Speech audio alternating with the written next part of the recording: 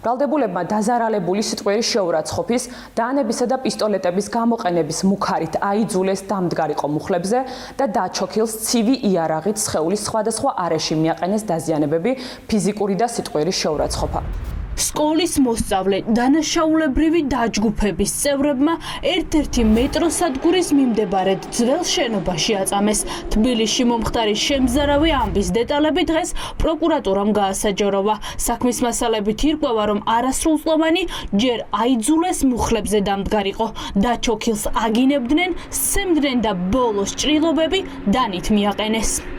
ეგრეთ წოდებული ფაშისტური იდეოლოგიის ჯგუფის წევრებმა წარსულში არსებული სიტყვიერი შელაპარაკების საფუძველზე არასრულწლოვანი წინასწარ შემუშავებული გეგმის შესაბამისად მოტყუებით მიიყვანეს თბილისში არსებულ ერთ-ერთ მიტოვებულ შენობაში. ბრალდებულებმა ფიზიკურად იძალადეს არასრულწლოვანზე, რომლემაც დანის გამოყენებით სხეულზე მიაყენეს სხვადასხვა დაზიანება, რის შემდეგაც ღირსების შემლახველი ინფორმაცია მობილური ტელეფონით გადაიღეს. მომხდარის შესახებ შემოსული ინფორმაციის საფუძველზე სამართალდამცავებმა ოპერატიული რეაგირება მოახდინეს, რის შემდეგაც ჩატარდა არაერთი საგამოძიებო მოქმედებები და 9 პირი იქნა დაკავებული. დაკავებულია ეგრეთ წოდებული ფაშისტური იდეოლოგიის დაჯგუფების წევრებიც და მათი მეთაურიც სკოლის მოსწავლის წინააღმდეგ არაადამიანურ მოპყრობას 8 პირი ანხორციელებდა. ისინი მოზარდ წამებით და იარაღის მუქარით აიძულებდნენ მათი ეგრეთ წოდებული ლიდერისთვის ბოდიში მოეხადა.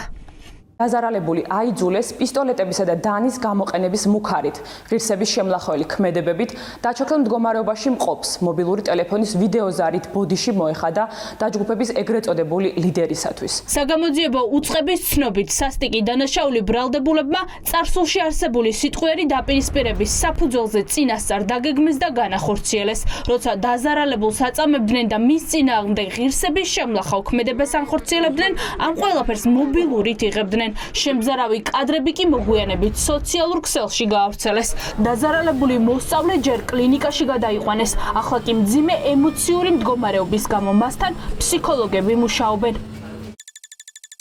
თავში ამოძიმეს ფაქტის შემდეგ იმყოფებოდა სამავთყოფოში, აგრძელებს მკურნალობას და ასევე მისი ფსიქოემოციური ფონიდან გამომდინარე არის ფსიქოლოგის ზედამხედველობის ქვეშ. რა თქმა უნდა, ოჯახის პოზიცია კატეგორიულად მკაცრია და ელოდება სახელმწიფოდან ძალიან სწრაფ რეაგირებას. ძიმე დანაშაულზე 9 დაკავებულიდან 7 არასრულწლოვანია. ერთი კი ეგრეთ წოდებული დაჯგუფების ლიდერი. ადვოკატების ინფორმაციით ცალკე გამოძიება მიმდინარეობს სხვა დამნაშავის კვალზე გასასვლელად. არ არის გამორიცხული, რომ ძიმე ამბავზე ბრალდებულთა რიცხვი მომავალში გაიზარდოს. ჩემი დასვენებს არ მიუძღვის ის როლი რასაც მოიაზრებენ რომ მან ჩაიდინა, დანარჩენს უკვე მომავალში რა თქმა უნდა სასამართლოში გავარკვევთ რეალურად მან ჩაიდინა თუ არა დანაშაული. ცალკე გამოძიება მიმდინარეობს. თუ არ ვწდები, ჯერ არ არიან ეს ლიდერები, ეგრეთ წოდებული ლიდერები დადგენილი. არის მაგის ვერსია, რომ ვინმე აიძულა. თავიდან აღიარებით შენობა მიცა, მაგრამ დეტალების გახმაურებისაგან თავ შევიკავებ, ვინაიდან არასრულწლოვანია, საქმე გამოძიებაშია, უმრავლესობა კი აღიარებს. ოჯახი ბუნებრივია, შოკირებულია მოხდარი ფაქტით და მათაც მოწადინებული და მოტივირებული არიან, რომ თანამშრომლობენ და არის მისი დედა კანონიერ წარმომადგენლად ცნობილი.